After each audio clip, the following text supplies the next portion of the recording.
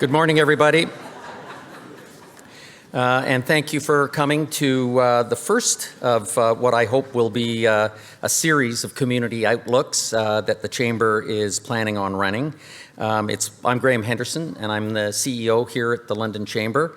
It's my job to welcome you and to introduce our moderator, who will then take control of all of the proceedings. But before I do that, I'll offer our land acknowledgement, or at least a bit of it, and then I've got a couple of things that I want to say.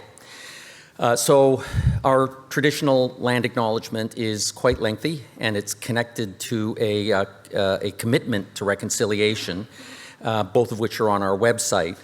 So what I will say is that the Chamber recognizes that the area in which we gather, work, and live is located on the traditional territory, and I might add stolen land, of the Anishinaabe, the Lenape, Haudenosaunee, and Chinootan nations, and that the land is also shared by Métis, Inuit, and urban Indigenous community members. And we obviously thank the Indigenous people's commitment and relationship with the land and the waters, for knowing that our ongoing survival is connected to that. But what we've heard from our consultants and advisors in the Indigenous communities, that these acknowledgements are not enough.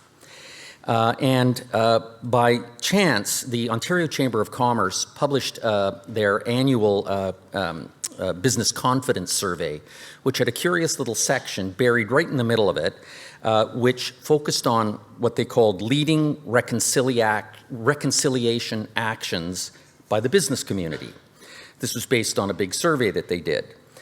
So what were they? Well, 24% land acknowledgement, 21% staff training, and then 21% did visits at Indigenous communities or with Indigenous businesses. And that's okay, I suppose, because that's actually what's spelled out in Call to Action 92. It kind of says that. But what was of real concern was what they disclosed next. For example, 21% of businesses have not adapted any reconciliation actions. 1 in 5. 31% don't feel that Call to Action 92, that it applies to them at all. So I don't know whether the 21 and the 31 overlap or don't overlap, but it's not great. And you know, it tells me that folks aren't reading Call to Action 92, because it's pretty specific. And it's of concern to me that the 3 top actions kind of come straight from that, and that nobody is taking additional or extra steps. Now, I think there's a lot of folks in this room who are, because what they did disclose was that not-for-profits, businesses who are publicly traded, and government institutions are ahead of the curve. But I think there's a real call to action here, because Call to Action 92 was not an exclusive list of things to do. Like, it was a starter kit for us. And clearly, almost 8 years on, we're failing. With that said, I would now like to bring to the stage our moderator for today, Lynne. Linda is the Vice President, Commercial Financial Services at the RBC. She's also a board member of our Chamber, and we're so proud to have her as a moderator and RBC as one of our sponsors, or well, our principal sponsor. So Linda, please come to the stage.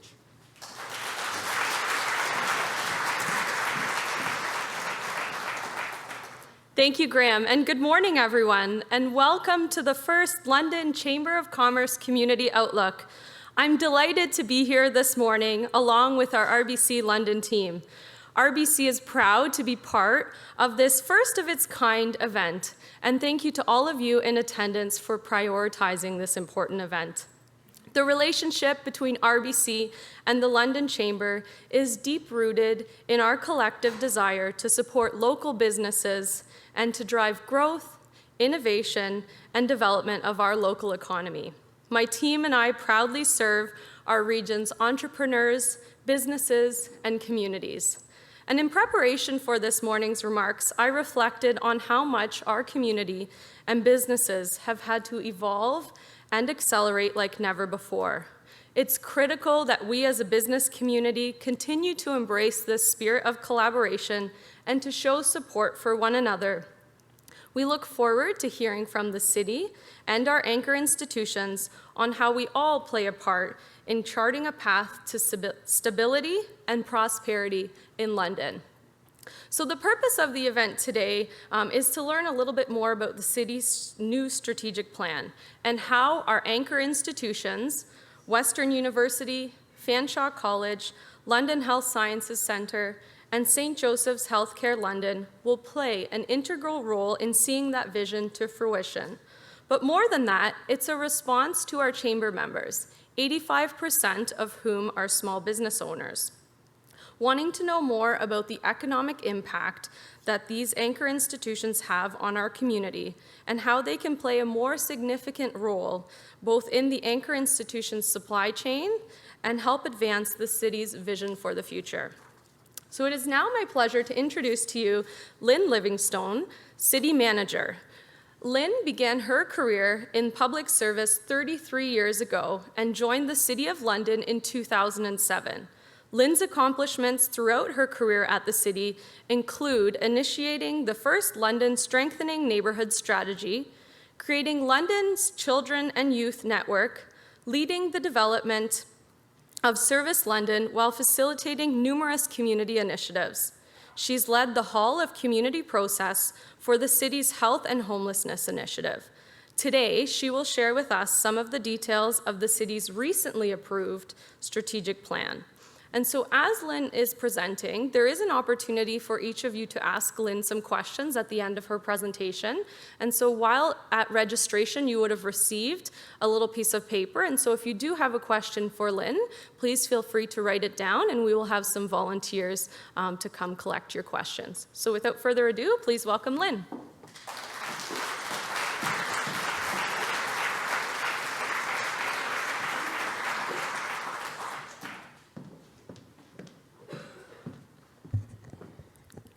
Well, those lights are bright.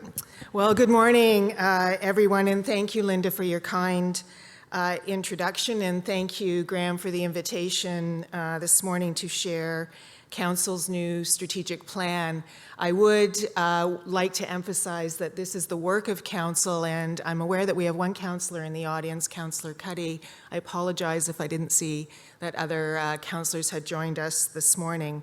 I'm honored to be sharing our discussion this morning with my friends and colleagues from Western University, Fanshawe College, St. Joseph's Healthcare London, and London Health Sciences Centre. And I thank all of you for your interest. As business owners and community leaders, I know that you are deeply interested and committed to our community, and your attendance this morning is further evidence of that. So why am I here? Last week, on April 25th, Council approved their 2023 to 2027 strategic plan. This is the results of many months of work by Council, by civic administration, but also by the community. And this is, for those of you that don't know, it's one of the first things, the very first things that Council undertakes in a new term. And so they began that work back in December.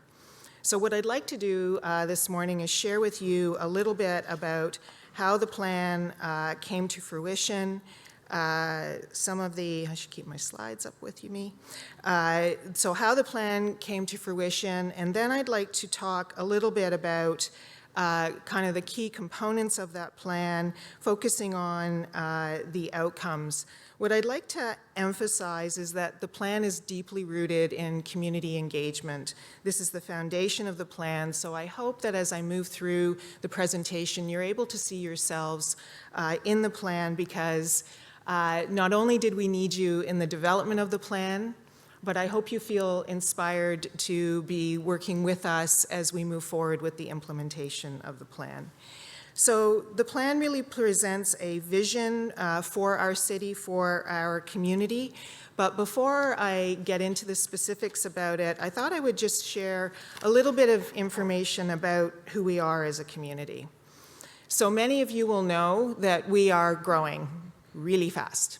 We are the fastest growing city in Ontario, the fourth fastest growing city in Canada. We have a population of about 435,000, although the signs outside the city don't quite keep up with that. And we have 100,000 households. And we continue to be a very important, the regional economic hub for southwestern Ontario, being a leader in commerce, culture, and innovation. But not only are we growing, we are changing. We are becoming an increasingly diverse community. 2.5% identify as Indigenous in our community. 23.7% of Londoners are from racialized communities. 22.6% of Londoners come from outside of Canada. And our top 5 languages are English, Arabic, Mandarin, Spanish, and Polish. In addition to changing from a diversity perspective, our age profile, interestingly enough, is starting to change. So it's true that London is an age-friendly city, but where not too long ago the largest age cohort in London was mine, and I'm not sharing what that is. You can be kind about that, please. But in 2022, we've started to see a shift.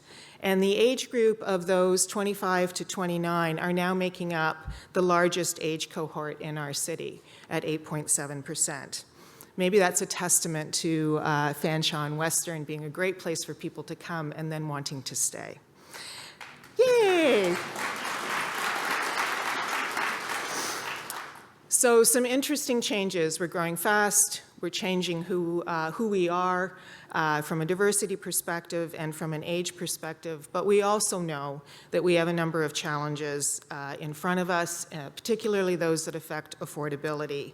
18.8% of households in London are led by single lone parent households. That is significantly higher than the Ontario average of 12%.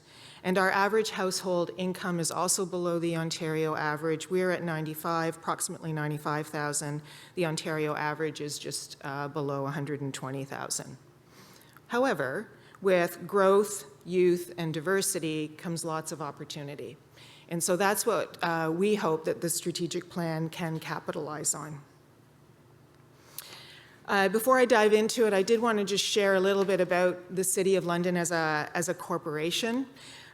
You may know, although we are always interested to learn through our resident satisfaction survey each year what Londoners don't know about what the city does, but we deliver more than 100 services and programs across the community.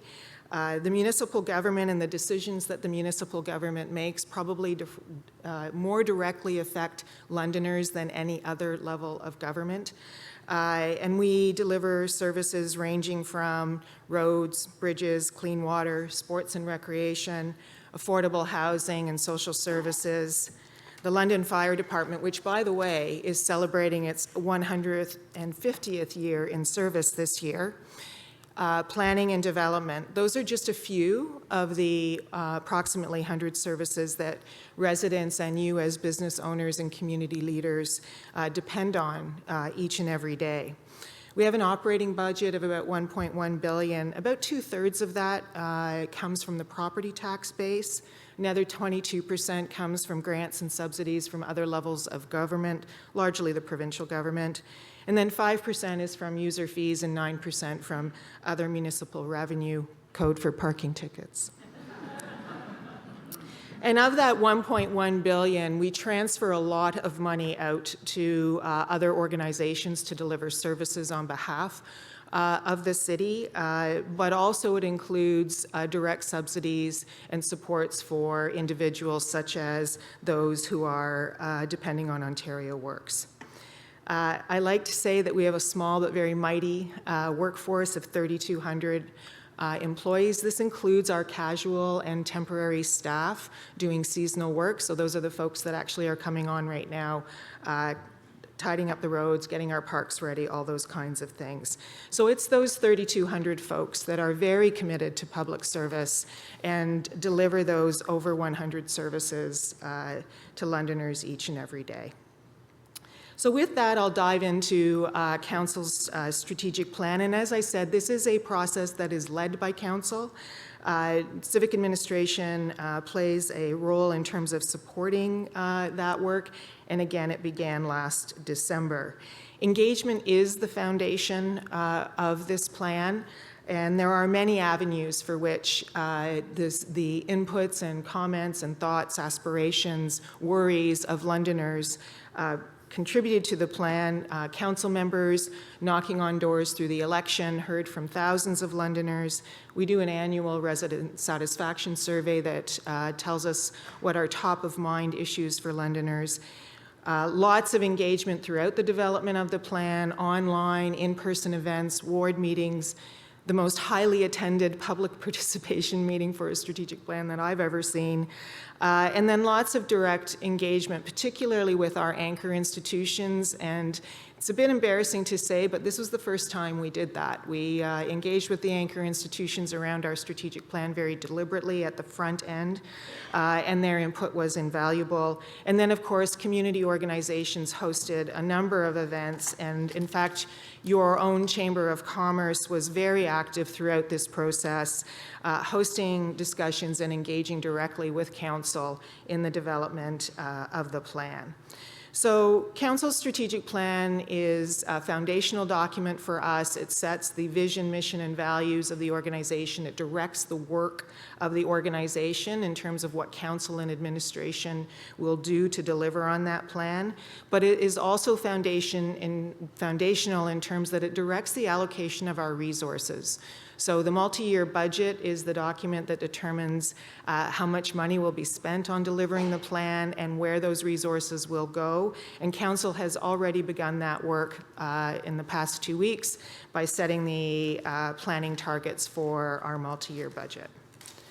So I mentioned that the plan was based deeply on community engagement. And so what are some of the things that Londoners told us as we went out to talk to people about what Council should focus on and where we want to go as a community over the next 4 years? Through our resident satisfaction survey, the top of mind issue for Londoners was poverty, but they also highlighted concerns about transportation, infrastructure, health, particularly mental health and addictions, and of course the economy. In our conversations with our anchor institutions, they told us that the top issues facing the city over the next 4 to 8 years included the downtown, mental health and addictions, environmental stewardship, integrated and connected transportation, newcomer attraction and retention, along with addressing concerns regarding anti-racism and anti-oppression in our community. We also heard from organizations in terms of the issues that organizations and businesses are facing over the next year. And it won't be any surprise to you to know that attraction and retention of talent, supports for growth, mental wellness for employees, and being a welcoming community were part of those conversations. And then, of course, as councillors elect, we're out knocking on doors and speaking with many Londoners through the election process. The top priorities that they heard were primarily about the cost of living in our community, community safety, homelessness, infrastructure, and getting back to basics of services in neighborhoods, what our parks look like, what our roads look like, how responsive are our emergency services when we need them. Those were the things that we heard across the breadth and depth of our community engagement, and it's these issues and that input that formed the foundation of Council's strategic plan. So with all of that, Council then established a vision guiding what do we want to achieve, what is the aspiration for our community, and that vision, as you can see on the screen, is that London is a sustainable city within a thriving region, committed to culture, innovation, and providing safe, affordable, welcoming, and healthy community today and for future generations. Council also articulated a new mission for the organization, which really drives the work that I do with my colleagues, and that is that we are improving the quality of life and building a strong and vibrant community through bold, proactive, and accountable services. Council then went on to identify a number of values which really are the guiding principles that we apply to our work. How do we want to work each and every day? And those values are, as you see, inclusivity and respect, that we're building accountability and trust, we deliver our services and make decisions with compassion, teamwork and collaboration, commitment and drive, we are a learning organization, and a commitment to financial stewardship. So those set the foundation of the direction that we would like to move in to support us as a community. And then the next area of the plan are what we call strategic areas of focus. Think priorities. What are the priority areas that require attention, commitment of effort, and resources?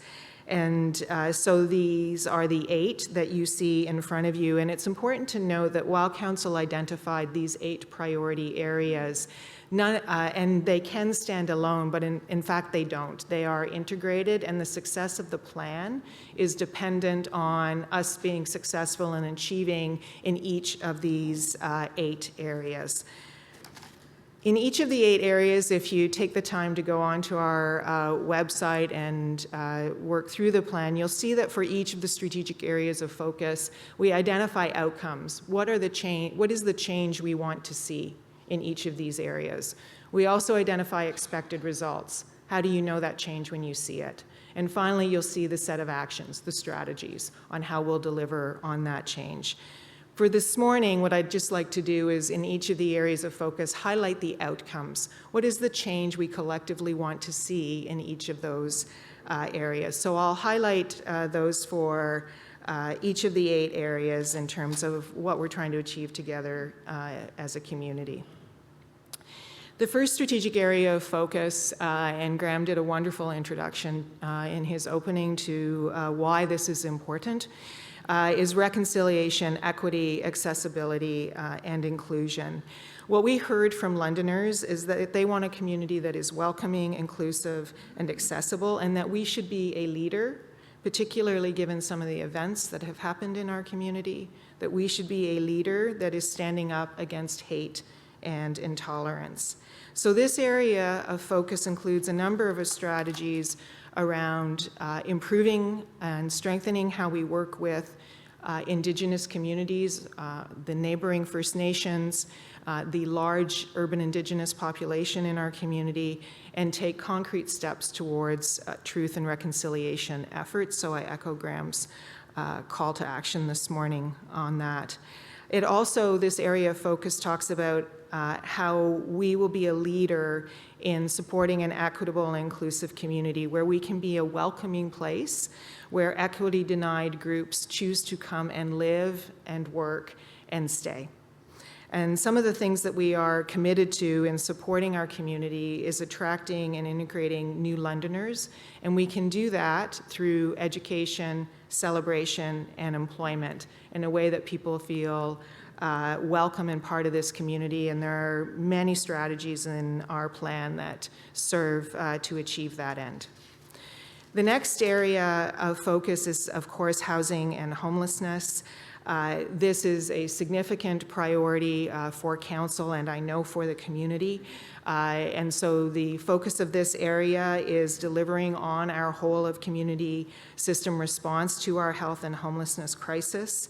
And the purpose of that is to be able to support people effectively and find direct pathways to housing. There are also other important strategies in this area in terms of how we grow effectively as a community, particularly on our efficiency and consistency in terms of our planning and development processes, And this has become extremely important as we are now pledged to deliver on 47,000 housing units in the next 10 years. So there's a lot of work that needs to happen in this area, both from how we do the work and how we grow. The next area is well-being and safety.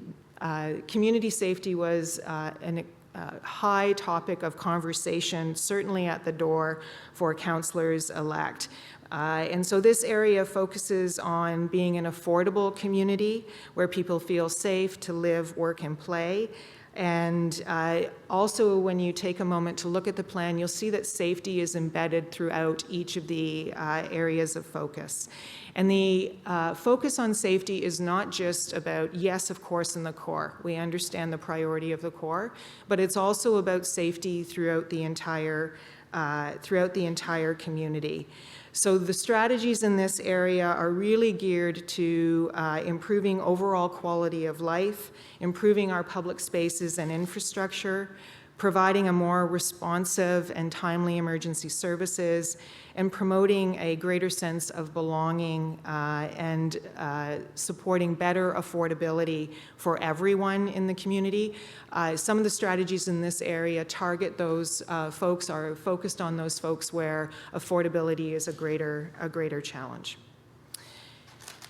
Safe London for women, girls, gender diverse, and trans people is the next area of focus. And I just want to say that when last council did the plan, we were the first city in Canada to identify creating a safe community for women and girls. And so we were the first 4 years ago.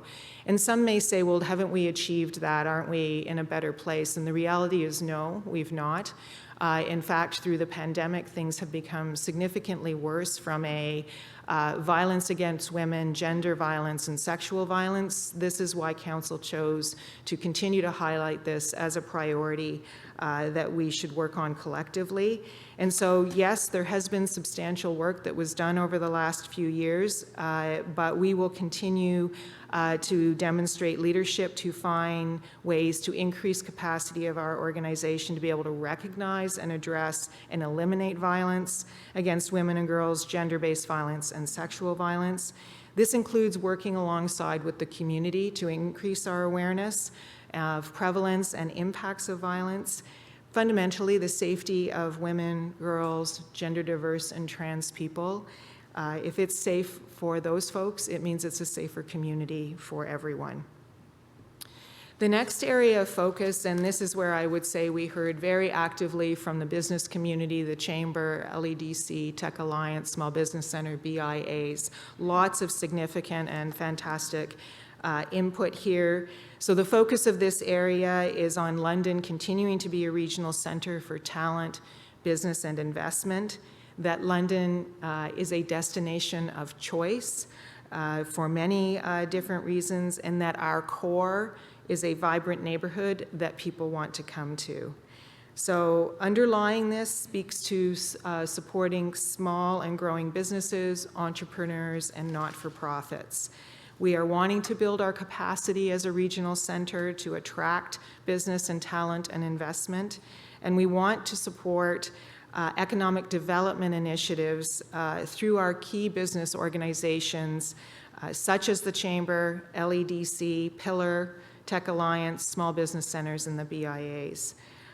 We want London to be a destination of choice. We have lots to be proud of. We can build on our UNESCO brand and designation and support our continued growth and investment in key cultural industries such as music, arts, and the film industry is significantly taking off in our community.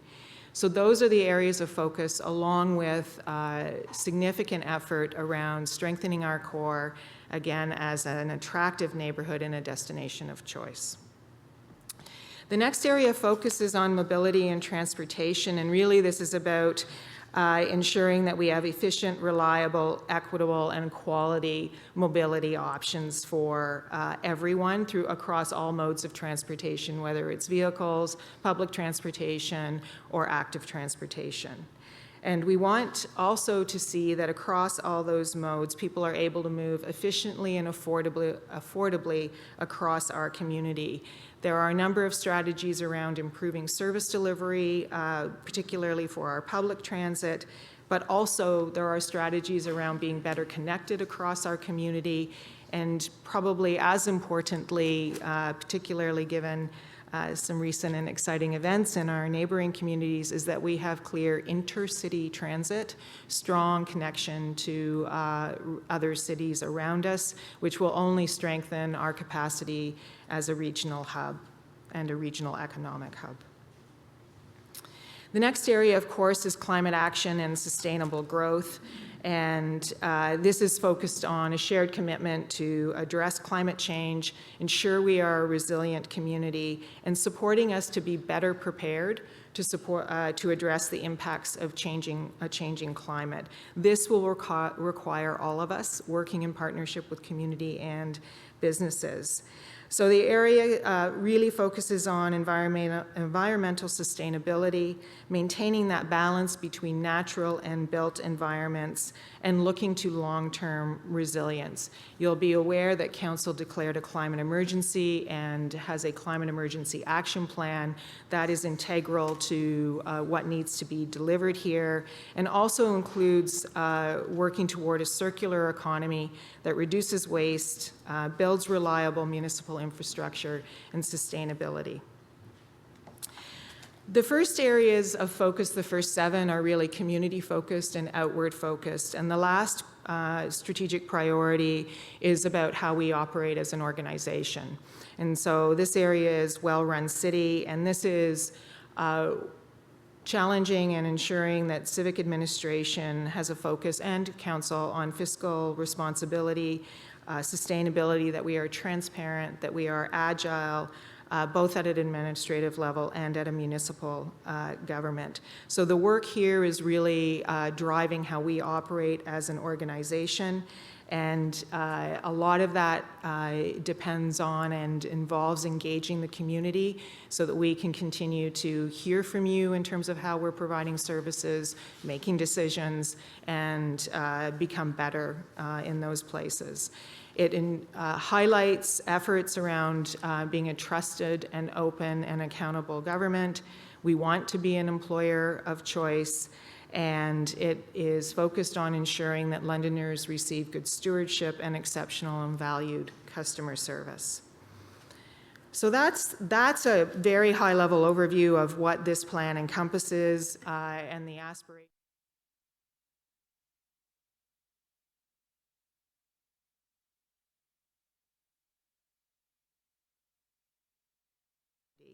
So council very clearly knows that business is critical to the success of our community and the success of our city. The plan is based on what residents told us, but it's also based on what you told us. And there are a number of strategies that are embedded throughout the plan to try and respond to some of the things that you said. So there are strategies that are specific to strengthening new and existing partnerships that support entrepreneurs in the business community, a lot about improving our city processes and support so that we can help you to be successful, working proactively with our partners, and I know this is well underway with Western and LEDC and Fanshawe in terms of attracting and retaining talent, and also creating a clear and effective single point of contact to better serve the businesses in the core. So those are some of the things, and by having those in the plan, I think it is a clear signal from council and civic administration how much this sector is valued, and understanding how important you are to the success of us as a community and a city all around. So we also know that you are leaders in our community, and you are passionate about how we thrive as a community. So I hope that as I've walked through this, you see yourselves in the plan and are inspired about some aspect of it, that you would like to participate in the implementation of the plan with us, just as you did in the development. It might be council's strategic plan, but it is a vision for our entire community, and it will take all of us to be able to deliver on it. So I came here today to share the strategic plan, but also to try and encourage all of us as leaders of organizations with employees who are residents to take part in shaping a better future for our city. I believe profoundly that it is through collaboration and collective action and open dialogue and sharing of information like we're doing today that we can work together to achieve the city that all of us want to see. So you'll hear shortly from our anchor institutions. They're helping to lead the way as we work together. They are actively engaged and leading in areas like health and homelessness, our revitalization of our downtown, in climate change, recruitment and retention of talent, just to name a few. So we look forward to all of you, working with all of you, as we move to implementation of this plan. Now that the plan is complete, the next step is implementation, and that, of course, as I mentioned earlier, begins with the budget and allocation of resources. The multi-year budget will set the pacing and how we move forward with the plan. That work has begun. That is also another opportunity for you to engage with council in the development of that multi-year budget. And so I'm hoping that as I've shared the information with you this morning, you feel inspired to find that one thing that you might like to work with us on as we move together through the implementation of the plan. It might perhaps be, as Graham called to action on acts of reconciliation. It might be through helping to work with us, as many of you already are, on our health and homelessness crisis. Maybe it is through the UNESCO strategy or climate change, or maybe it's helping us develop processes that will better serve you. So thank you. I'm very grateful for your time this morning and to be able to share this plan with you. Truly, I believe that it is through our collective efforts that we will be able to work towards and create a community that all of us want to be part of. So thank you.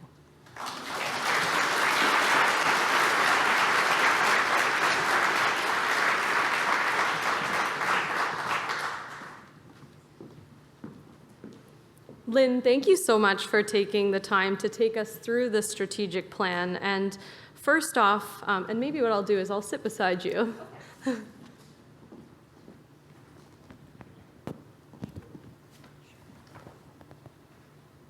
Hello? Okay, it looks like it's on. So, Lynne, thank you again. Very insightful. And I would say, first off, congratulations on your level of engagement in preparing the strategic plan. You talked about engaging the anchor institutions, engaging the chamber, engaging members of the city, and it sounds like for the first time ever, you've had the highest level of engagement, which is fabulous to hear. And I think we can have a lot of pride to be in Ontario's fastest growing city, the country's fourth fastest growing city, but to your point, it is going to require all of us to collaborate together to bring the vision to life of the strategic plan. And I know many of you are probably thinking about how this applies to your business, how it applies to you personally, but also how the plan connects to our anchor institutions. And we will hear from our panelists in a moment. But before we do have some time for a couple of questions. So if any of you out there have any questions, I do encourage you to write it down, raise your hand, and our volunteers will collect your question, and I'll be happy to take it to Lynne. So we do have one question that's come forward thus far, and that question, and you did speak to it a little bit already, Lynne, but maybe you can expand on it a little bit more broadly, is what has prompted the focus of reconciliation to be the first priority? And so maybe you can expand a little bit on the how as well. Sure. Oh, it works. Okay.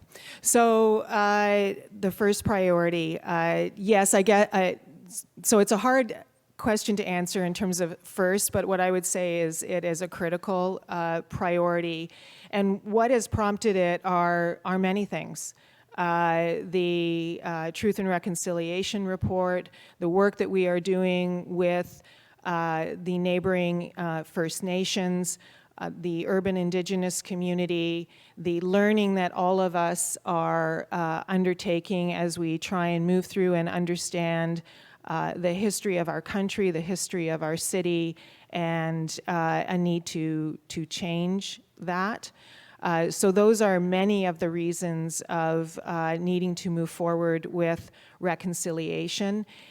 This is something that takes time. It will be in every plan, every strategic plan going forward. Creating some level of confidence. You'll note, if you look at our plan, we had first tried to talk about building trust, but we've learned that that's a very far bridge to cross, and we need to be able to, as a government, demonstrate to the neighboring First Nations and Indigenous partners inside the city consistently, regularly, that we are there to work with them, follow their lead, respect their traditions, way of learning, way of knowing, and that is the work that we have to do. So it is there from an Indigenous perspective. It's also from an equity and accessibility perspective. We hear regularly from our community. A third of Londoners will say that they have experienced some form of racism or hate. We know the horrific acts that have occurred in our community. Those are the things that we need to be working hard to eradicate, and that starts with having everyone feel welcome in a safe place, working alongside, and listening. Thank you, Lynn. And I think that really speaks to the amount of work that really needs to be done and the amount of focus that needs to be put on this collectively as an entire community. If I could just do a little plug. At the moment, we are seeking input from community members. We're building an anti-Black racism community plan. So information came out yesterday about that. So that's the kind of work that we are undertaking as part of the strategies in this area of focus. So I encourage you to participate, let your colleagues know so that we can create a plan that is effective in eradicating anti-Black racism in our eradicating Black racism in our community. Thank you, Lynn. And that was actually going to be my next question is, I know that this is on the top of all of our minds in the room. How can we better get involved? Obviously, you've given us one great example of us to get involved. Any other ways that business owners or chamber members can get involved? Yeah, there's many things, and the best place to understand where to get involved is actually, it's called Get Involved on our website. It will highlight the number of community initiatives and where we're seeking input. The Master Mobility Plan is very active, has been very active over the last year. We are still deep in that engagement. Our health and homelessness work is a very significant priority. So on the city website, going to the Get Involved website, you will see the many, many places relating to the many actions we are undertaking in order to deliver on this strategic plan where community members, business leaders can get involved. Awesome. That's great. Do we have any questions so far? No questions? Okay. I know we do have time for a Q&A as well once we bring up our panelists, so maybe we'll save some questions for then as well. So I do want to thank you again, Lynn. This was very insightful, and I think many of us were able to relate, but also really connect. How can our businesses relate to the city's strategic plan? How can we participate? How can we get involved? And what is the vision for the future as we look forward? So really, really big thank you, Lynn. I'm now going to call up Kristen Duver, the VP of Public Affairs at the London Chamber of Commerce, who is going to bring our panelists to the stage.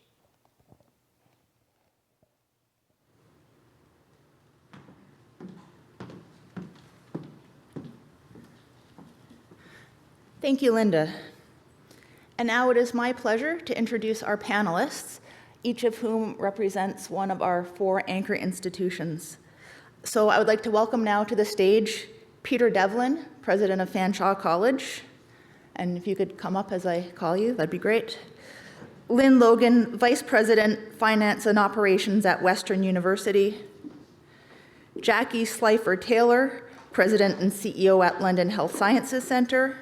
And Roy Butler, President and CEO of St. Joseph's Healthcare London. And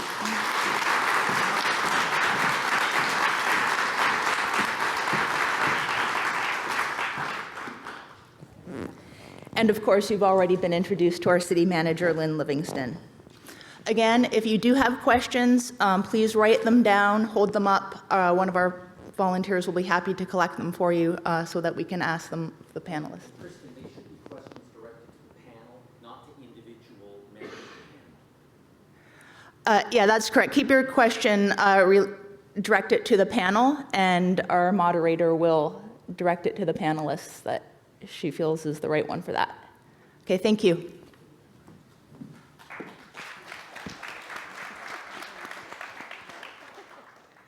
Good morning and welcome Peter, Lynne, Jackie, and Roy. I'm really looking forward to our discussion today, and I want to thank you for, first off, taking the time and dedicating the time to joining us today. This is such an important conversation, and we really appreciate you being here with us today. And we're going to jump right in because I know the audience is really excited to hear from all of you. And the one thing that I reflect on is this is the first time we've ever had a conversation like this with all of you in the room together. So really looking forward to a collaborative dialogue today. And so I'd like to start the conversation off maybe with some of your thoughts and reactions from Lynne's presentation. I understand that each of you have fairly new strategic plans within your organizations.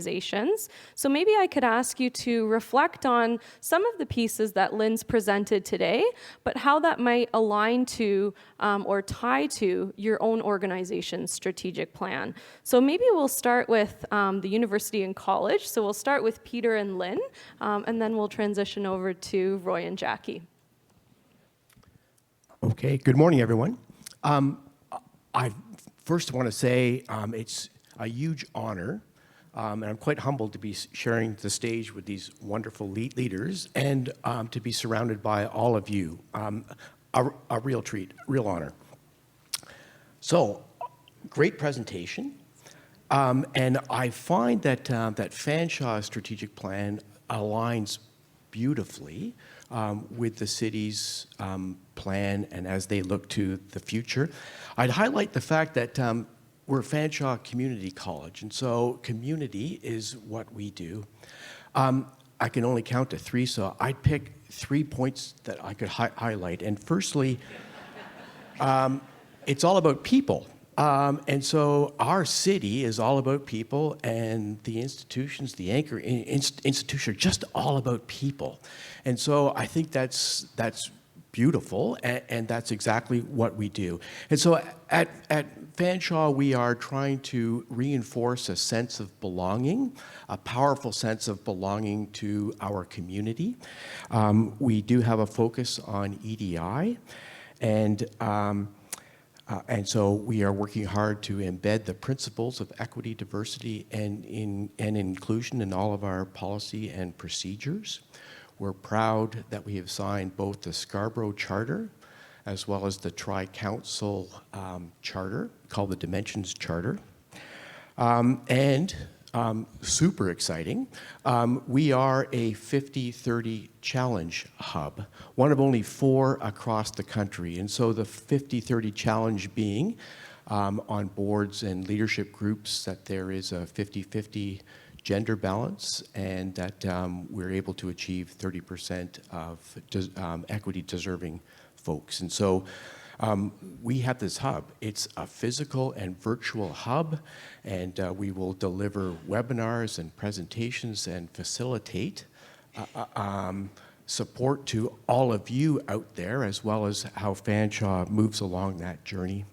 Our Indigenous Action Plan has doubled the number of Indigenous students at Fanshawe College, both in their enrollment and their retention. And so we're in the neighborhood of 4%. Thank you. And I would remind everyone, so I'm on point number 2 now, that we have 1,000 students at our downtown campus, and really proud of that as they grow and learn in our community. We also have access studies, literacy basic skills, settlement supports. We run the Reboot Plus program, which I know that many of the community businesses are involved in.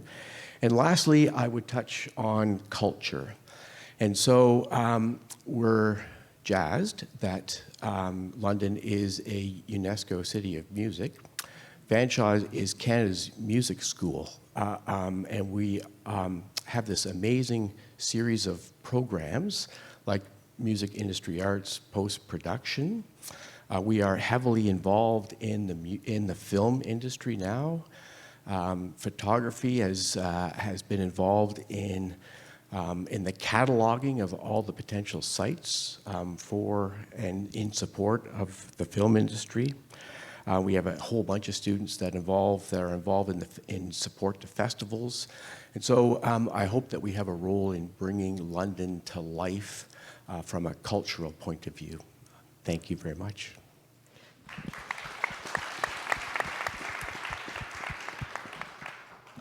Thank you, Peter. That was a great overview. And if I may ask, I know I was recently introduced to the Reboot program and was fascinated by it. Maybe you can expand on it a little bit more for us before we move to Lynne.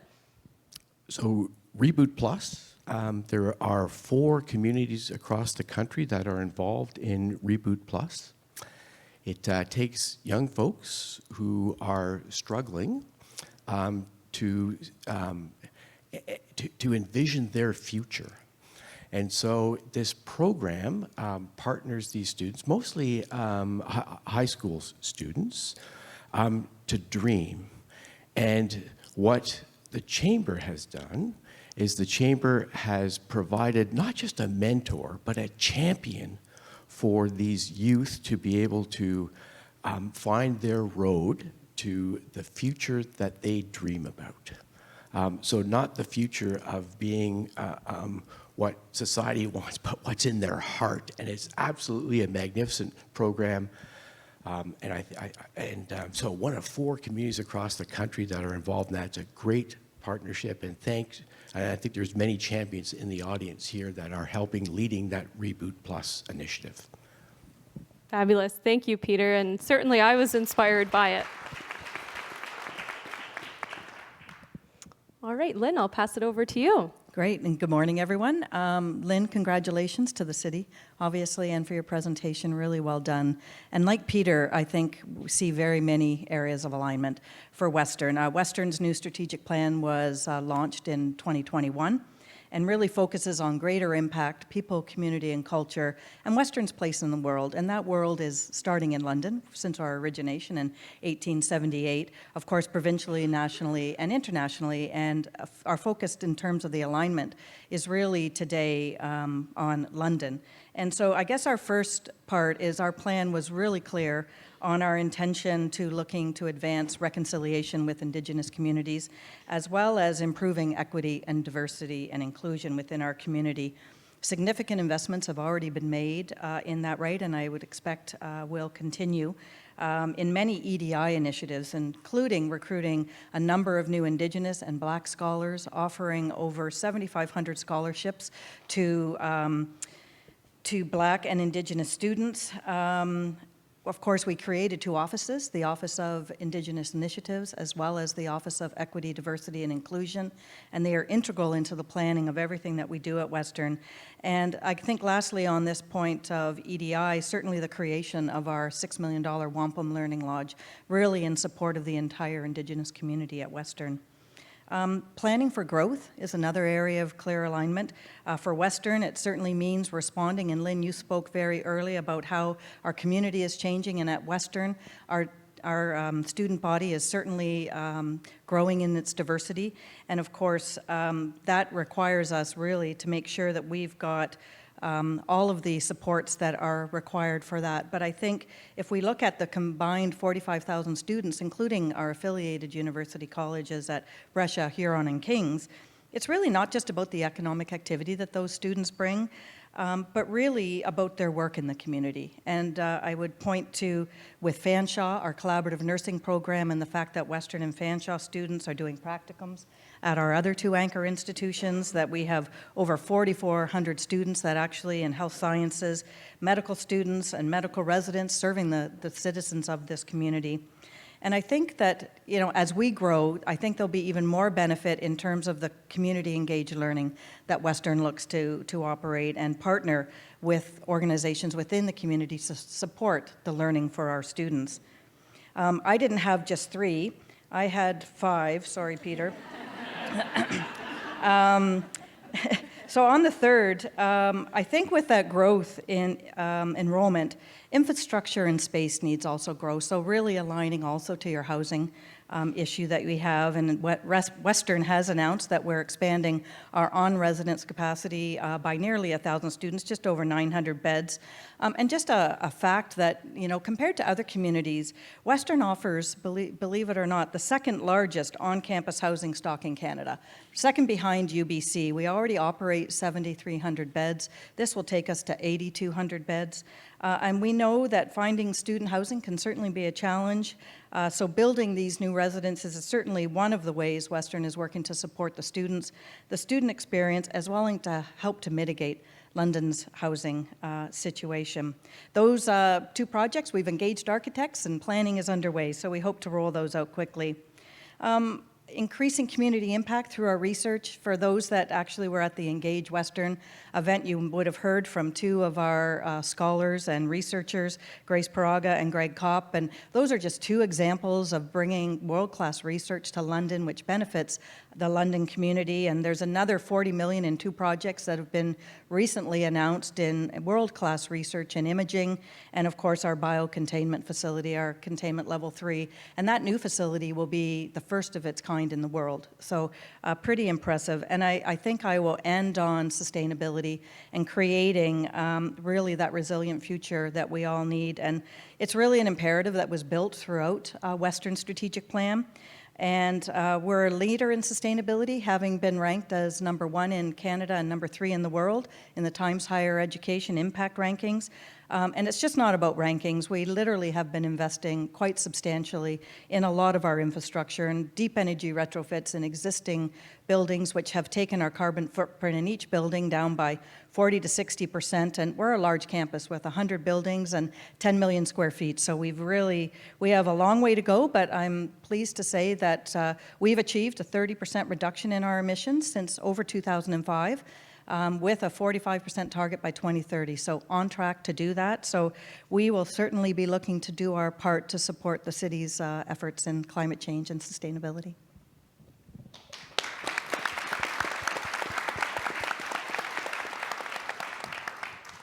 Thank you, Lynne. It's certainly inspiring to hear how you're continuing to prepare for growth at Western. And, the example with residences that you're building is certainly very exciting. And you talked about the partnerships that you have with the other anchor institutions, with the nursing program and having the residents come to LHSC or St. Joseph's Healthcare. I know the one thing that's on, and I promise I'm going to go to Jackie and Roy in a moment, but I know the one thing that's on the minds of our London Chamber members is retention and attraction. And so being that there's such a high growth that's happening amongst the students, would the 2 of you be able to comment on retention and attraction once those students are perhaps graduated? Do you want me to start, Peter? So certainly retention at Western is really strong. So we retain over the course of a student's career, I think it's like 94% of our students actually complete. And I think we are seeing, I don't have the stats, Linda, I'm sorry, but that's okay.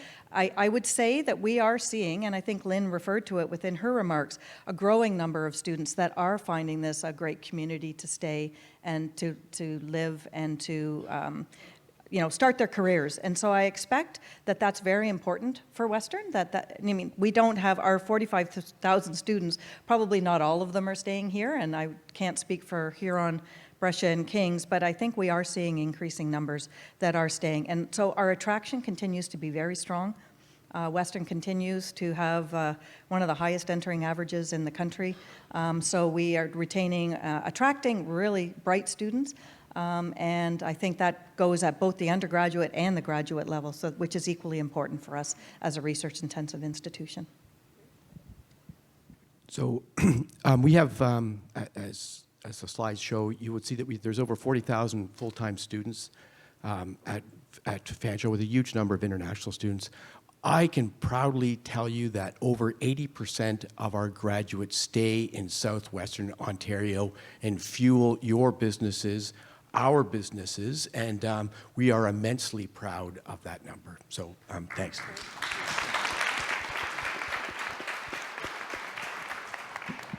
Thank you, Peter. Jackie and Roy, maybe I'll have you provide some of your reflections on your strategic plan and how it aligns to what Lynne just presented. Thank you. Am I okay on sound? Sounds like Peter had 3 points, Lynne had 5, so I have 7 that I'm going to highlight. First of all, Lynne, great presentation and of the strategic plan and vision for the city. I see lots of overlap in terms of your 8 priority areas with where we're focused as an organization. Our strategic plan was approved a year ago. It takes us from 22 through to 25, so we're just entering into our 2nd year of our strategic plan. Kind of 5 pillars that we're focused on, things that you might imagine we would have as an academic teaching organization. Achieving excellence in care together, empowering people, leveraging technology, and leading in research and innovation. And none of those do we do in isolation, but we do in partnership with, at a minimum, these people on the stage and many of you in the audience. Our 5th pillar is reaching out to our community. And that's really how we strengthen who we are as an anchor organization in our community. And I think that's where we see sort of the overlap and the support for the city's strategic plan. So I won't highlight 7. I will maybe highlight 2, in particular 2 or 3. One is in the health and homelessness work. We are one of the sponsor organizations for the work that's happened in our community. We had over 70 agencies, 200 people come together over 3 summits. And really, I have to give a lot of credit. Lynne doesn't give herself a lot of credit, but was really a driving force behind this and was the one that called each of us and said, we need you at the table and we need you on board and we need to do something different here. And so for us, we're a regional provider of mental health services. Outside of what we provide within our own walls, we also do lots of activity on outpatient, but also in our community treatment teams. And so our commitment really is to continue to support the mental health crisis in our community and how we work with agencies in the community differently to have the impact that we need to have in our community over the next few years.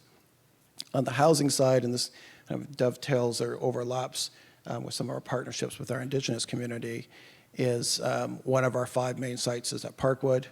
At Parkwood, we've had a great partnership with ATLOSA, worked at Bigajizikon, which is a partnership with ATLOSA in terms of the delivery of culturally safe mental health care. That is a 2-eyed approach with both traditional and Western healing techniques. And so it's been in place for several years at Parkwood. The last 2 years, we've been the location for the Indigenous-led winter shelter. And that's been in behind Parkwood. This year expanded the numbers, so we had 18 individuals that could be supported there through the winter. And it also provides an opportunity for access to services just by the geography of that. So we continue to work with ATLOSA in terms of what that services look like. It was also funded by the city, so it was a partnership between all 3 in terms of how we move forward. The other area I want to touch on is the safety for women, girls, gender diverse, and trans people in our community. And you may have heard seen the Free Press or heard on the CBC yesterday, Cassie Fisher, one of our leaders in the organization, we're one of 37 sexual assault and domestic violence treatment centers across Ontario, and one of 5 for pediatric sexual assault and violence. And this month is Sexual Assault Awareness Month, and hence some of the media around this yesterday. But outside of what we provide 24/7 access to service for individuals who are victims of sexual assault or domestic violence. But over the last couple of years, a real focus of that team has been reaching out in the partnerships outside of our walls to how we deliver services and meet people's needs in the community differently. So great partnerships with Fanshawe, with Western, our most recent MOU with Western in terms of our staff being able to go into residence, onto campus, so individuals who are victims of sexual assault don't need to walk in with our walls. We can meet them where they are and make sure they're going to access the services and the follow-up care required if they choose that. So see that partnership and advocacy, we will continue to play that role and strengthen that role in support of the strategic priority around having our community more safe for the individuals. So I won't do 7, I'll keep it just at those 3 and turn it over to Jackie.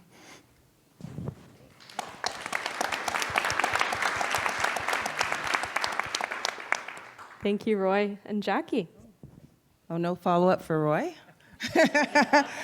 Maybe I would just start by saying I did hear the interviews over the last 2 days, and I really want to commend that program and St. Joe's for that excellent and outstanding and overdue work. Thank you for your leadership in that. I'm really, really thrilled to be here. Thank you for the invitation. The Chamber want to comment out the gate that the city's strategic plan is the most inspiring plan of any city I've ever seen in my entire life. And I want to start with that because it does start with our municipal government and setting the vision. And LHSC's strategic plan was just approved at the end of March by our board. And so we had the benefit of, as a leadership team and our board, reading the city's plan, actually talking to the city, hearing about the plans and the intentions, certainly absolutely reading and understanding with our hospital partners, St. Joe's, their plan, the ingredients, and our key academic partners, Fanshawe and Western. With that understanding, we have full alignment along all the aspects.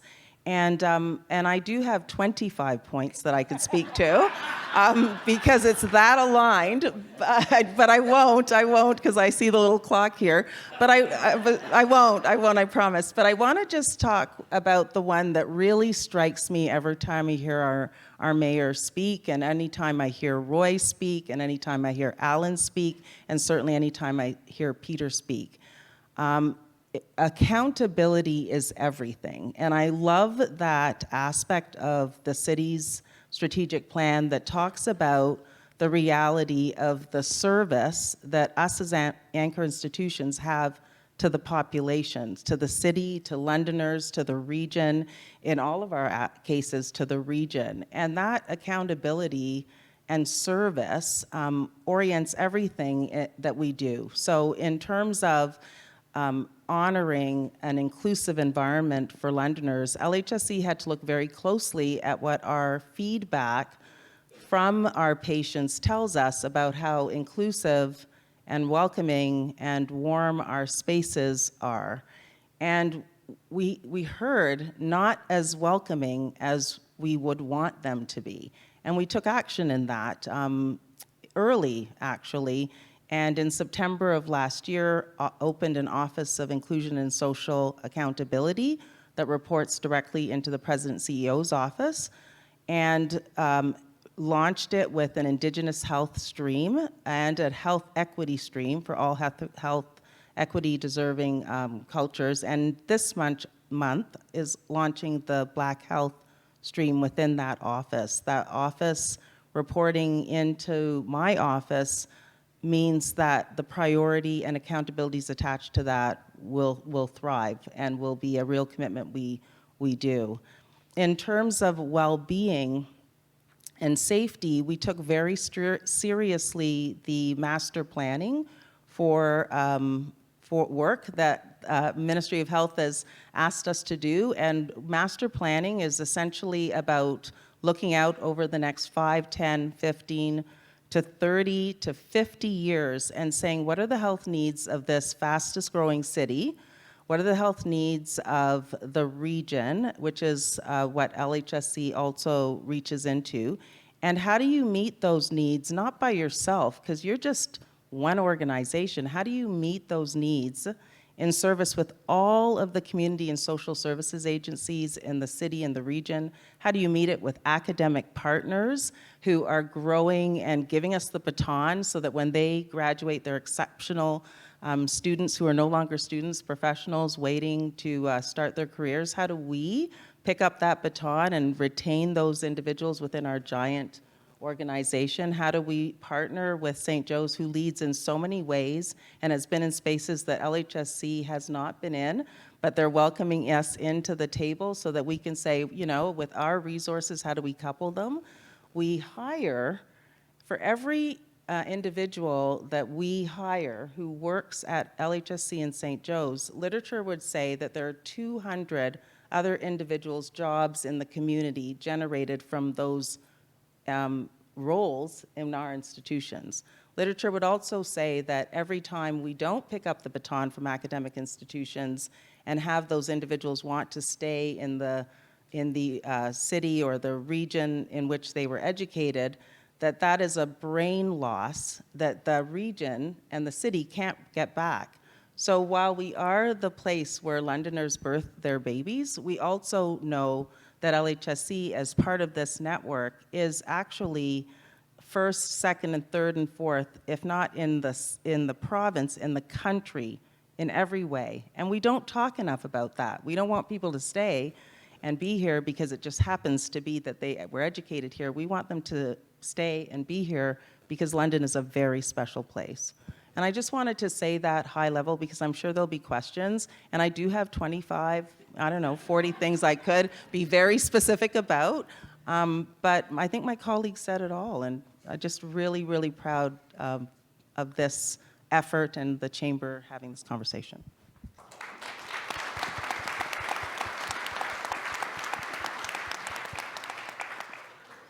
Thank you, Jackie. And I'll just grab these questions. Grab them in a moment. And I do echo your point on being inspired by the plan that you presented. And I can see very quickly how each of the organizations link back to the city's plan. I do want to switch gears a little bit, but before I do want to put Roy and Jackie back in the hot seat. And maybe you could just expand a little bit on the partnerships between the two organizations for all of us in the crowd to understand a little bit better. Because I know we've heard a little bit about Western and Fanshawe, but would be curious to hear about St. Joseph's Healthcare and London Health Science Centre. Oh, for sure. First of all, the partnerships between St. Joe's and London Health Sciences Centre go back decades. And as you know, our city has evolved that relationship over time as the health system has evolved. And historically, we've had the benefit of recognizing how, as the health system changes and the demographics change and the academic world changes, that as an organization we could partner to meet those challenges. So 43% of all of the care delivery and accountabilities that LHSC has is out to the region or the province. As the only acute tertiary quaternary hospital, it's the trauma center for the region, for example. It's the tertiary, which means the critical care birthing center for the region. It's the only pediatric hospital of the 4 in the province and the 13 in the country for our region. So as these evolutions have happened, the leadership over decades have had those conversations about where not each of us personally or as individuals or organizations want the care emphasis and expertise to be built up, but what is the needs of the city and the region. And so I would just say that we're connected in so many rich ways because we would be bringing different things to the table and most recently partnered in the city's whole of community response to health and homelessness. A really prime example how LHSC would not be the expert rich partner in that space, but we might have the resources to lend education resources across community and social services. We might have physical space because our land footprint is so large to support a partnership with business around housing, et cetera. But a partnership between St. Joe's and LHSC is so critical and fundamental to the fabric of the health system in London and the region that the idea that we wouldn't be partnered is not on the table. Yeah, I might just add, I think the community expects appropriately that the system of care is as integrated as possible, and so that people can move seamlessly, that the handoffs are warm, and it's almost invisible, right, in terms of what walls you're in. And so in support of that, as an example, the 1,300 physicians that work across both organizations are credentialed at both LHSC and St. Joseph's, so they can move seamlessly across the city as we need them. There are areas, yes, that LHSC's only in the business of, we're not, vice versa us, but for most of our services, we have a footprint in each organization.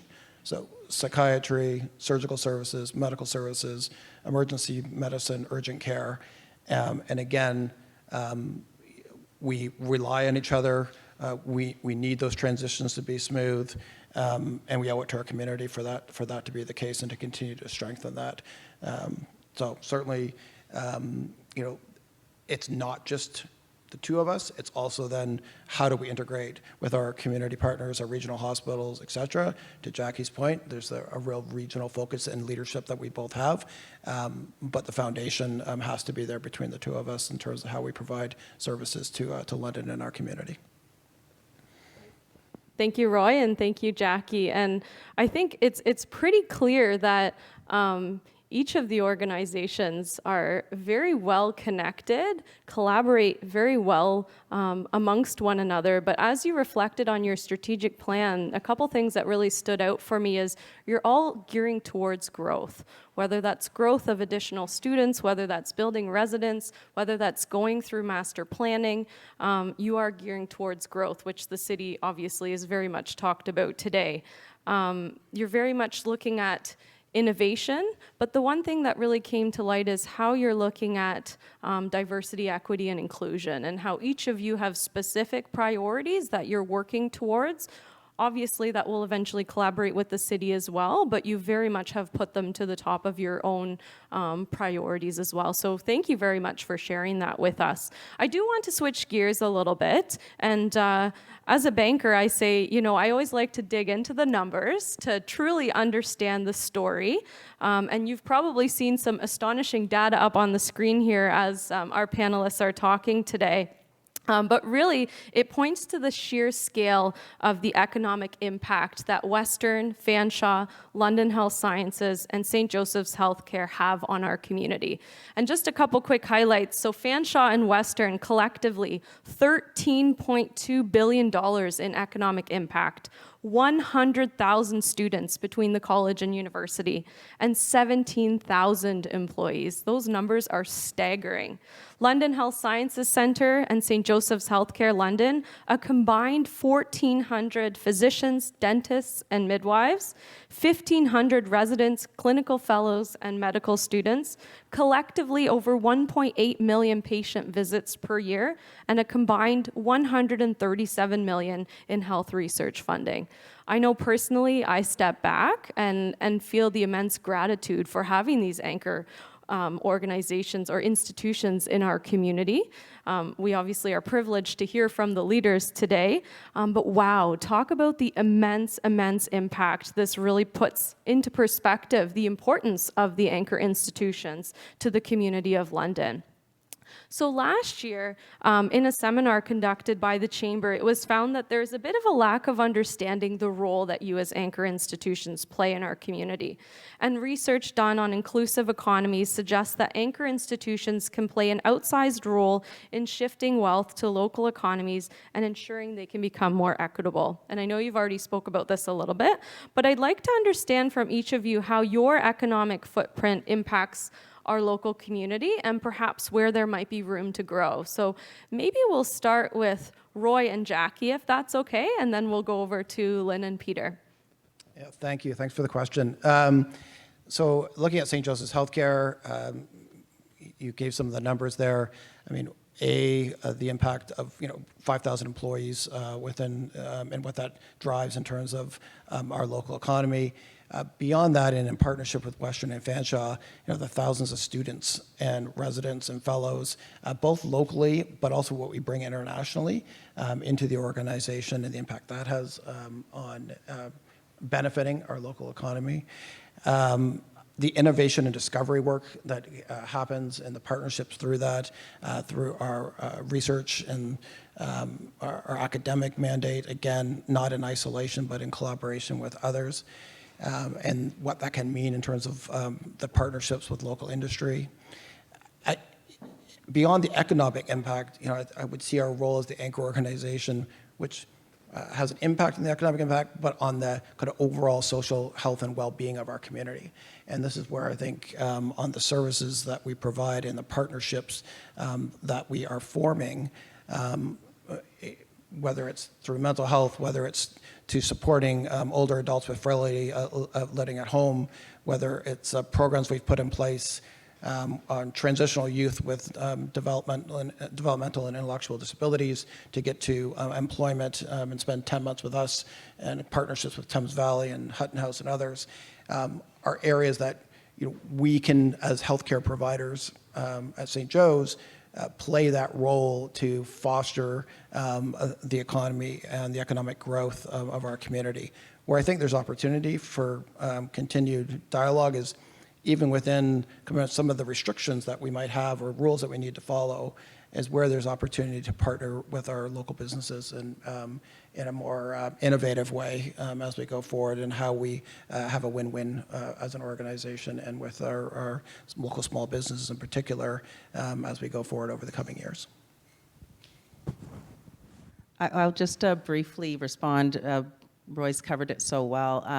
London Health Sciences Centre is, from a people perspective, tied by Ki-High data as the second largest hospital corporation in the country.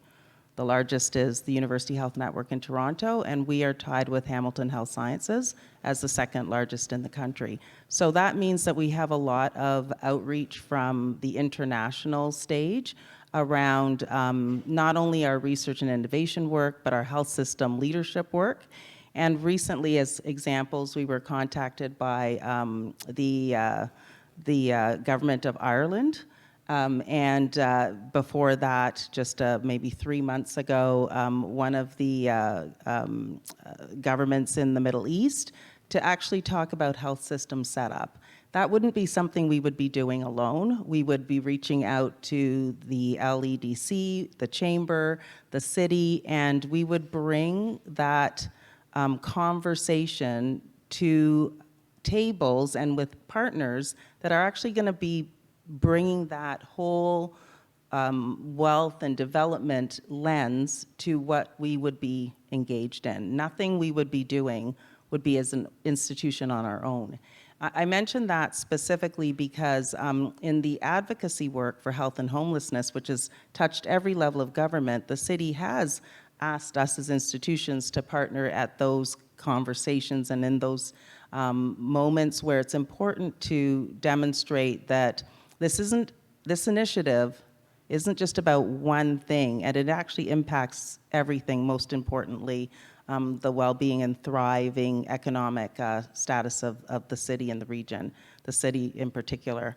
The only other thing I'd just mention is that while we do have a large employer, we are a large employer, we have a lot of seasonal and episodic employment we offer as well. So every time there's a break in academic studies at Western and Fanshawe, we welcome students iteratively throughout their academic programs and try to contribute to the ways in which they are encouraged to see that pipeline from their studies to employment. And actually, the orientation at LHSC was just on Monday, and I personally welcome our new Team LHAC members, and we had 223 new employees, and that's about average a month. So that's the cycle that we do. So I just want to mention that because all of those people find places to live, they shop, and they thrive in our community. The numbers are staggering. 200 a month. That's a lot of individuals in our community that, like you said, look to live and find a place to live. Roy, you spoke a little bit in your comments about partnering with more local businesses. Can I ask you maybe to expand on that a little bit more?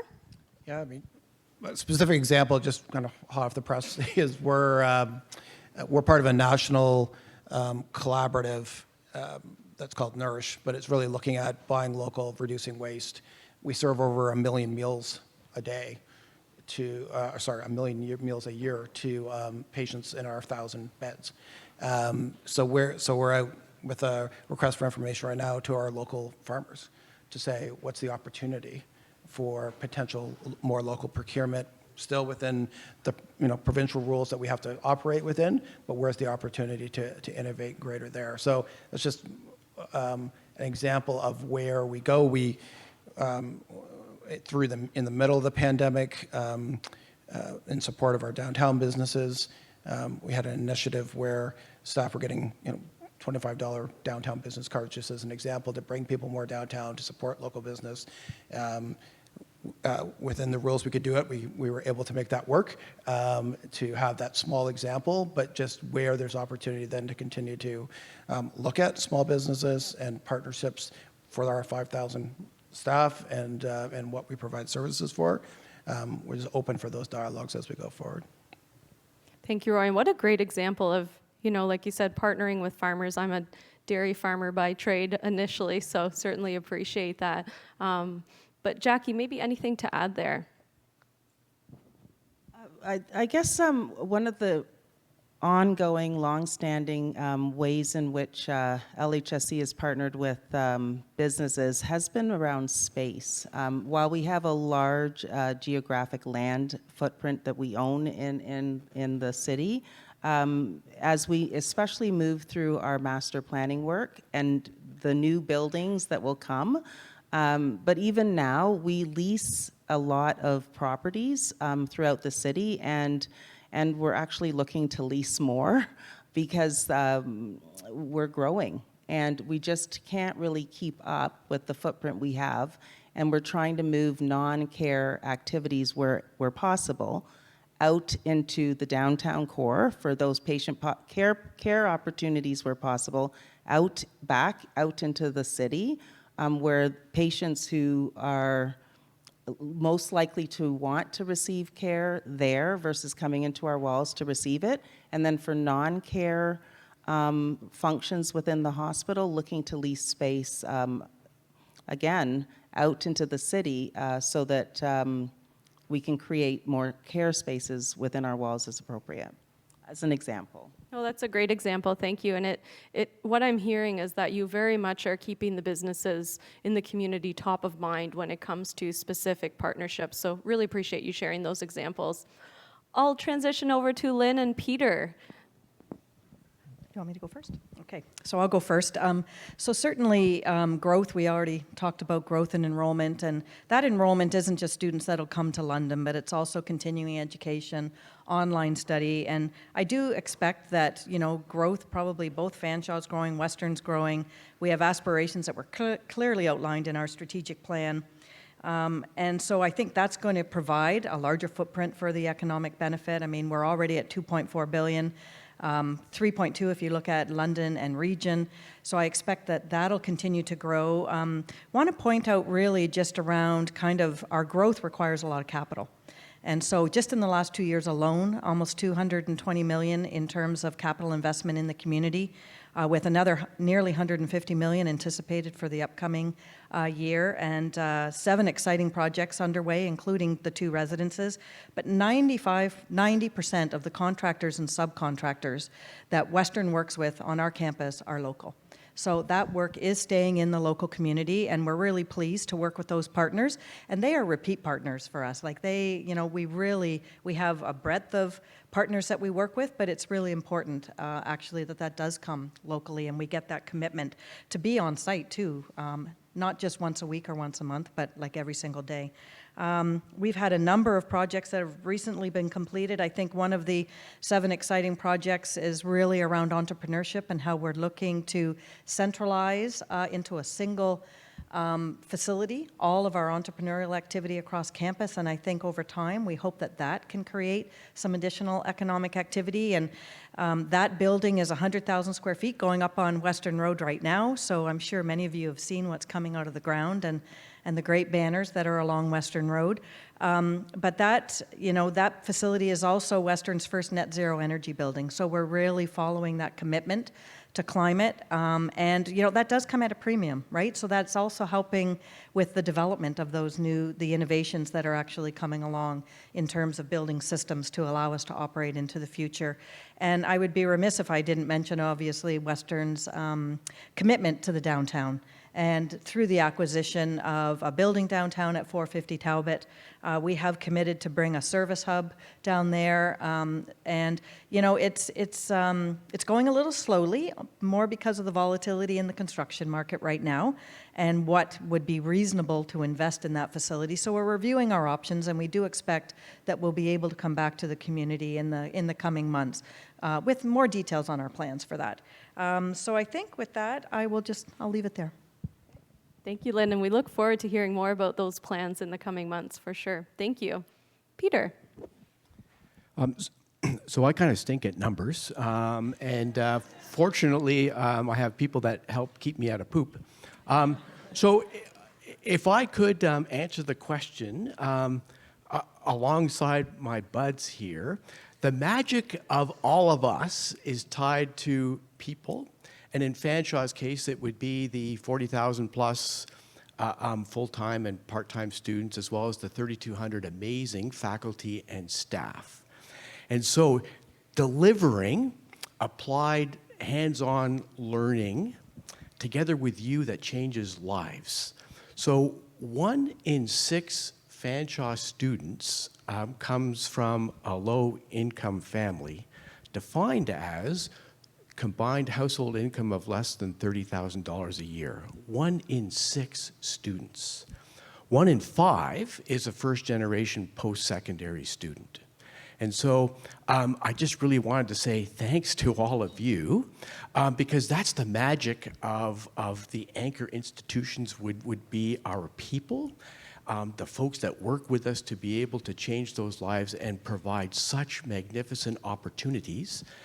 And as I already mentioned, 80% of them, well over 80, stay here and fuel our economy and provide great futures for all of us. So that's the set of my numbers. Wow. Very inspiring, Peter. And I think, if talking about economic impact, that's certainly one way that the community is very much impacted. Thank you. I am being mindful of time. I do want to get you back to your day. I have one more question for the panel, and then we will transition to questions from the audience. We'll probably only have time for a couple, but we've spent a lot of time talking about your strategic plans, how it aligns to the city's strategic plans. And really, it's about looking forward. Jackie, you spoke about master planning and looking forward 30 years in some cases.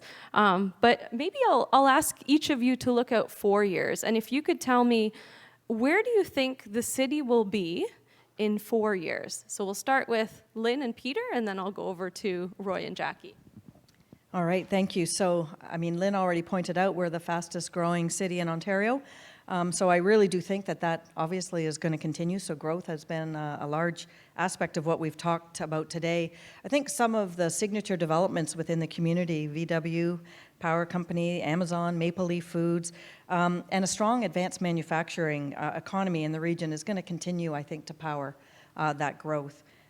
Western and Fanshawe, I think we will certainly continue to expand our student base. Certainly Western and both of us have research aspirations and our research footprint, and I think that will continue to provide additional momentum to the city. I think London has seen a strong shift in the last decade, attracting new Canadians to the community, and I think that the advantages that the city will continue to trend over the next decade. Working together, we're hoping that we see projects such as the London Airport, Fanshawe, and Western with a training hub to be part of that new and exciting growth. And while our students can help obviously provide the talent that supports our healthcare institutions, but also growth in digital media and technology industry in London. So certainly some really positive momentum on behalf of the city. So I'd echo all that stuff and also say we will advance together with the city and the anchor institutions. I think there'll be greater pathways between Western and Fanshawe. I think that the contribution the college makes to the allied health professions will be central. And I think there will be a greater connectedness with all of you and the industry and business partners that help drive the region. Lynne just mentioned the electric vehicle and battery plant. I think that we will continue to deliver full-time post-secondary programs that are catered to that and other emerging industries. I think there'll be greater reliance on technology. AI will touch us all in powerful ways, and certainly the city.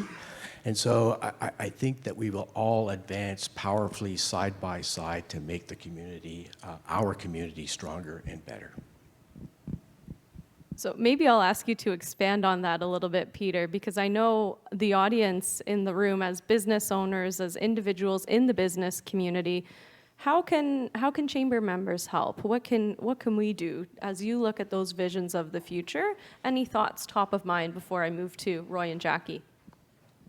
So I suspect that many of you are already part of our advisory committees. You help keep our programs relevant. You highlight new opportunities for us in our program development cycle, which is really important to having students leave and graduate with the technical and the human skills necessary to be able to provide that human talent to be able to thrive. And I think that you can come to us and give us a challenge, give us a problem. The research that we do complements the research that Western does. Western does amazing knowledge research. We do applied research. We do it only with industry partners. All the intellectual property stays with industry partners. Our London South campus, right down by White Oaks, had over 1,000 projects this past semester delivered by faculty and students to businesses in that region. Anything to add, Lynn? Go ahead. I mean, I would echo much of what Peter says in terms of also wanting community to come to us and let us know. I mean, at Engage Western, we wanted to make sure that Western's tough to navigate, there's no doubt, and we're trying to make that easier. So we want to make sure that local business feels that they can find a way to Western. And so at any point in time, anyone can contact myself or any member of my team, and we'll certainly look to help navigate. But I think, you know, the partnerships that you talked about, Peter, and what the community is already providing, right, for Western in terms of, similarly in terms of program reviews and advisory committees. And, you know, for Western that is represented locally and provincially and internationally, but nonetheless, the local community is really important too. And a number of our researchers, and just so many people at Western are actually so integrated into the community, working on so many of the social service challenges that we have today. And that research, you know, I won't name individual researchers, but there's already such interconnectedness, and we really do look for that to actually grow. That's great. Thank you. So Roy and Jackie, as you look to the future in the next 4 years, where would you see the city? So I won't echo or repeat what Lynn and Peter have said. What comes to mind for me is, I think it's either in your vision or your mission, is around thriving. And I think about where we've been the last few years and the impact that's had. I look at, you know, the growth and homelessness in our community, where people are struggling to be alive, let alone thrive. And the impact, I can't say enough about the healthcare workers across our community and what they've stepped up and done the last 3 years in the face of a lot of adversity. But it's taken a toll on them as well. And I think my optimism, and I would say more in the last 6 months now, kind of moving forward, is around that shift to a thriving community in the next 4 years, where we're not talking about people dying on our streets. We're talking about supporting people to thrive. We see a thriving community in our core. And that as organizations collectively, we're thriving, and I think that's in that's in the scope of where we can be in 4 years collectively.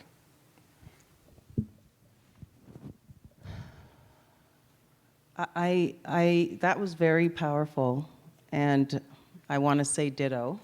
I want to just say that LHSC's commitment is to nest our accountabilities and commitments within the city's plan.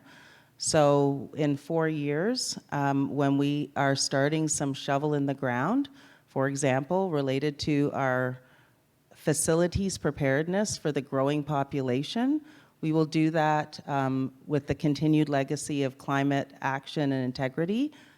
For example, in that building, we will hire locally I loved your 90%. I think ours is around the same, if not higher. We will hire individuals locally in that work. We will be designing those buildings with an openness and a commitment to inclusion. And we will be partnering with members of the chamber for locations and services where our walls are not the place to be. And we'll do that in the way that is the commitment to the city and those we're serving. I want to just say, when Roy spoke so eloquently about really what you're really speaking to, I would say it is this whole of community response, not just about health and homelessness, but about being the city we want to be and caring for everyone in the way we know we ought to do that. And I see that already through the city's leadership, and there's no going back. So it's just going forward, and that's what's going to happen. I have a certitude about that. And thank you to the mayor and the council for that, and the partners here on the stage. Absolutely. Thank you, Jackie and Roy. And I think, if anything, I imagine many of you are very inspired, first of all, to be able to hear from our leaders in the room today, but their vision for the future and how it is going to collectively take all of us to see that vision come to fruition in the future by collaborating. It's going to be, yes, the anchor institutions that have their plan, but it will require all of us to collaborate together.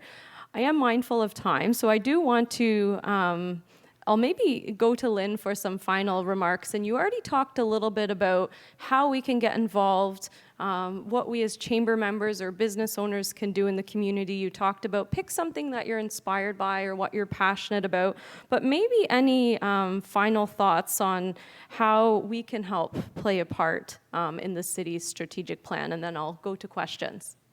Well, thank you, and thank you for that invitation, because I just want to lift from that. Truly, what the strategic plan sets out is where council would like us to go as a community, and it is about shifting to thriving.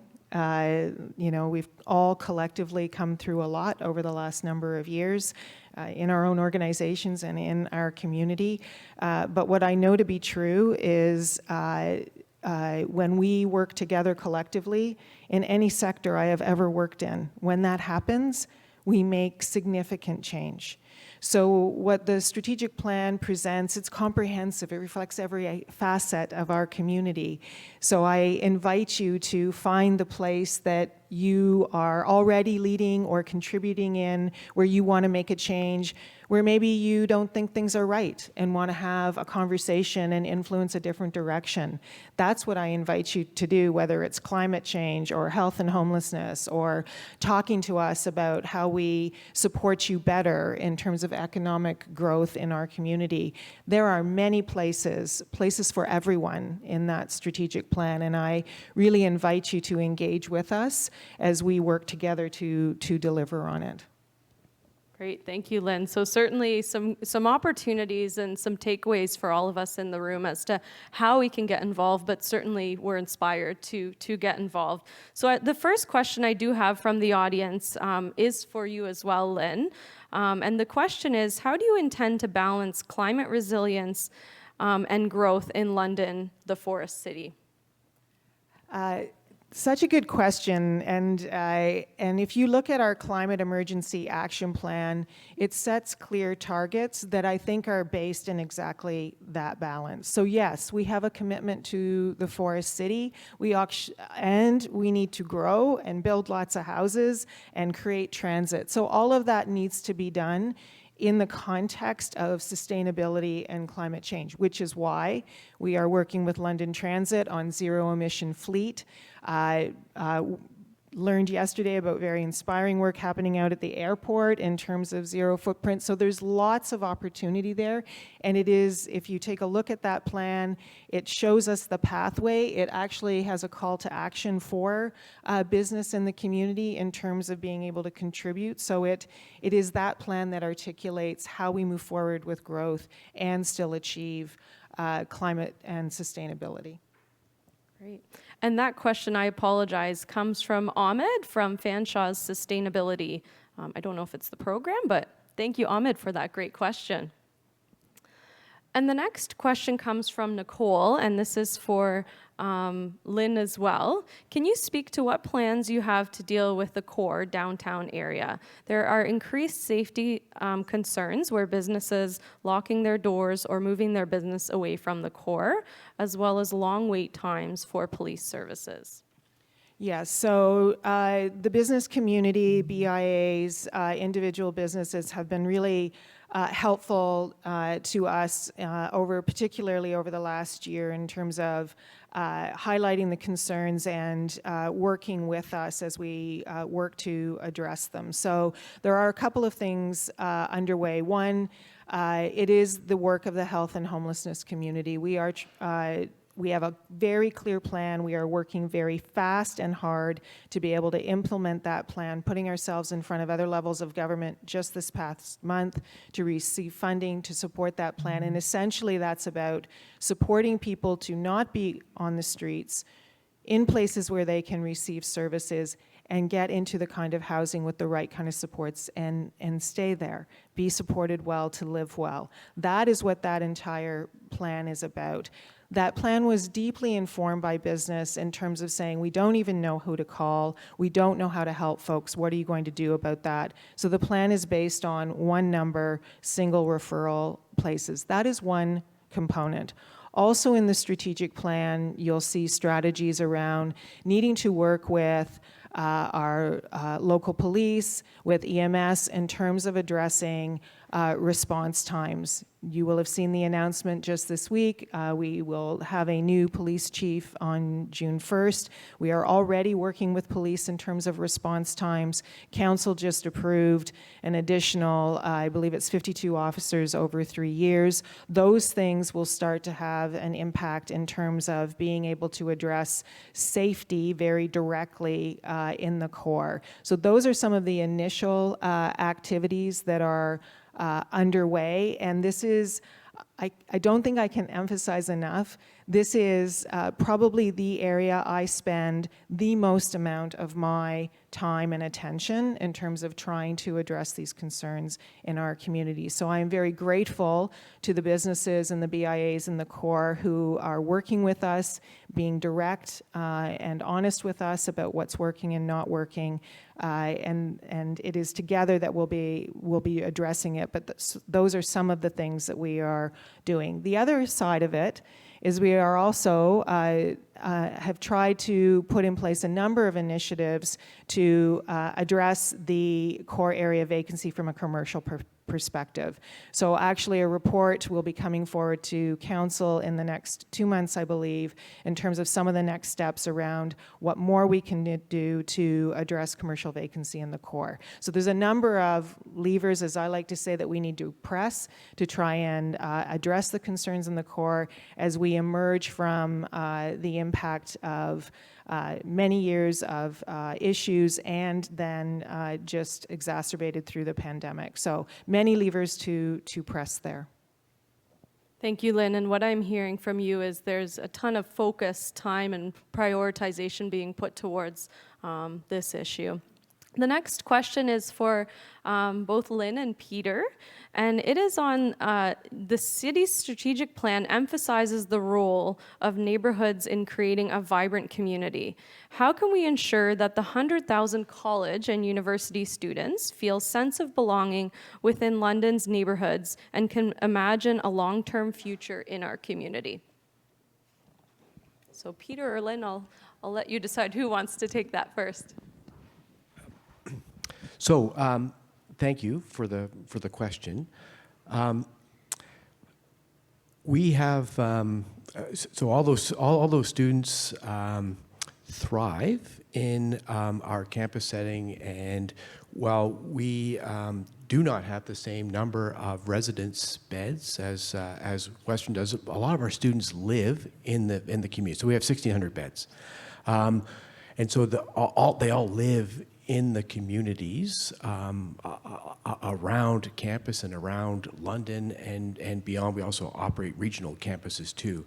And so it's important for our learning that there are opportunities to grow and learn with their programs, as well as how we do things like co-curricular activities that all make a contribution to the strength of a student as they graduate. So they have both their graduation diploma, but they also have this wonderful thing called a co-curricular record that highlights their volunteerism, highlights some of the activities that they've been involved in, growing not only technically alive, but people alive, so that they are connected, how they volunteer.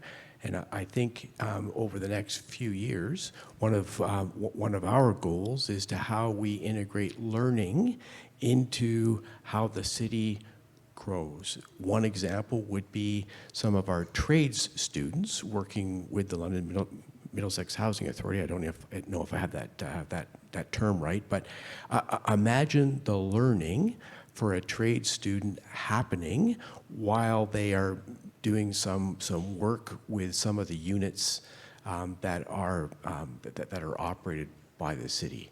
Just one example, but you could think of the whole expanse of program offerings, and that is what brings us and connects us to community.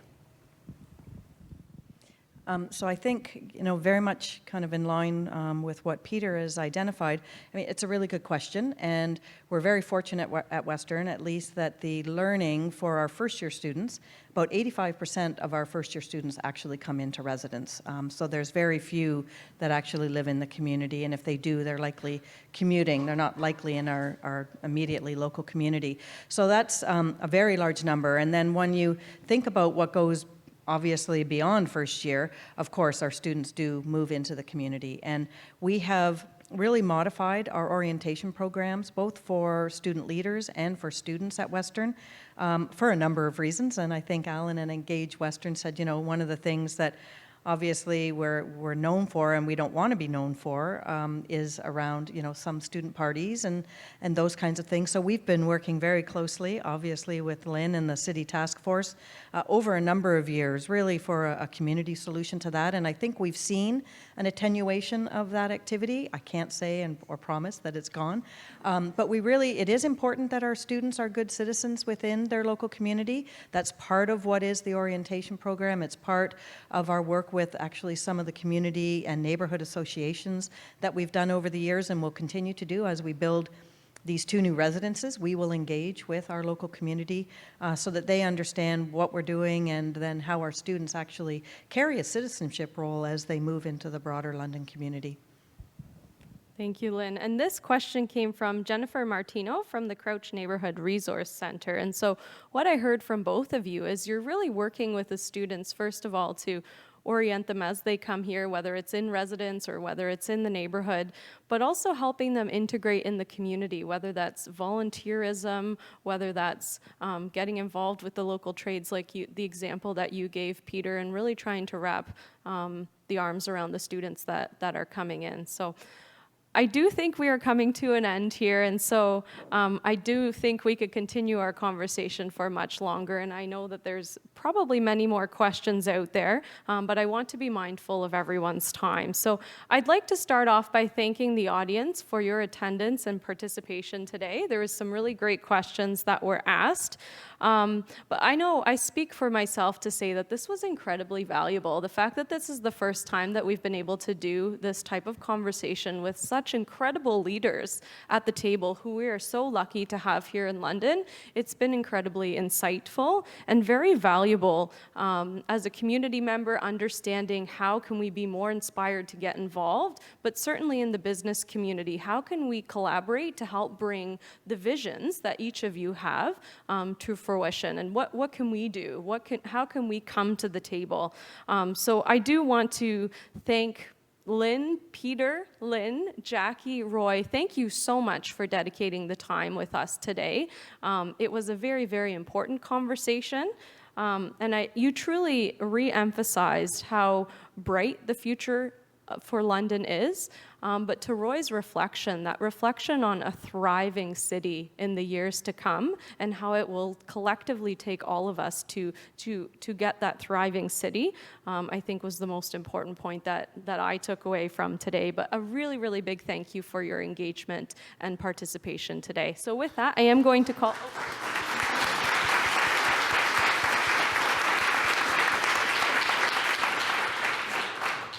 I'd now like to call on Graham Henderson to provide some closing remarks. Thank you so much. I first want to thank our moderator, Linda. What an amazing job. And also, I would be remiss if I didn't thank our sponsors, which were the City of London and RBC. And there's a lot of our friends from RBC right out there in front of us. And Lynn, I did notice Councillors Pribble and Frank in the room as well. And I don't know if is there anybody else? Yeah, well, anyway, so I wanted to acknowledge them because, of course, they were such a key component in the crafting of the plan. An amazing panel. It's so, as I look at you and as I listen to you, I can say, this is the way, this is the future. Right here in an encapsulation. So thank you. A couple of business points. Our next event is our business summit, which will be at the beautiful Metropolitan United Church. And if you have not been there, this just got a Heritage London award for the renovation that took place. I think we're one of the first business meetings that will be there. It's on June the 6th in the morning, so I hope you'll attend. We also have our golf event going on the 19th, which I believe is sold out, but I think there's one gold sponsorship with which you get a foursome if anybody wants that. We do have some gifts for our guests, which was an idea, which was Julia Cunningham's idea, and they're the London box. So this is filled with hand-picked local small business goods. Sorry, I should be talking out here. And there's one for each of you. So we thought it was a great way to support small business in London. So you can pick that up as you leave. Then I do have one last bulletin. And Peter, you mentioned 40,000 students, I think. There's now 40,001 because my son was while you were sitting behind me, I got a phone call, and he didn't want to tell me. He said, "You got to call me, Dad," and so he got into the music industry and arts program. So for the parents in the room, you know how I feel. So thank you all for coming. Thank you, sponsors. Thank you, panelists, and have a great day.